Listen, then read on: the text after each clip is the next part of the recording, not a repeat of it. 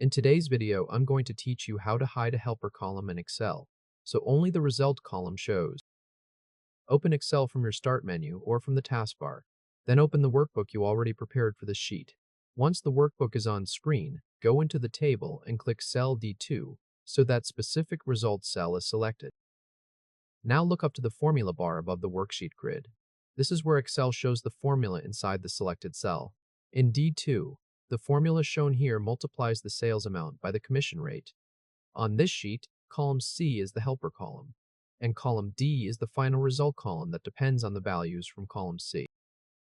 To hide the helper column, move to the top of the grid and find the gray column header labeled C. Right-click directly on that C header. A menu will open. In that menu, click Hide. As soon as you do that, column C disappears from view.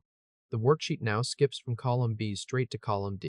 You will also see a faint double line between those column headers, which indicates that a hidden column is sitting there. Next, click cell D2 again. Look back at the formula bar one more time. Even though column C is now hidden, the formula in D2 still references column C, and the payout values in column D stay exactly the same. That means the helper column is no longer visible on the sheet, but Excel is still using it behind the scenes to calculate the final result.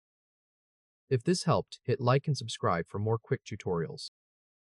When you need to edit the helper column again, go to the column headers and click B first. Then hold Shift and click D so both visible columns on either side of the hidden column are selected together.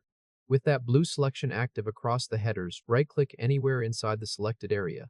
In the menu that appears, click Unhide. Column C comes back between B and D, and its original values are still there. At this point, only the sales rep, sales amount, and commission payout columns are visible when the helper column is hidden. The commission rate helper column stays out of sight. The payout formula continues to work correctly, and you can bring the helper column back anytime with the Unhide command.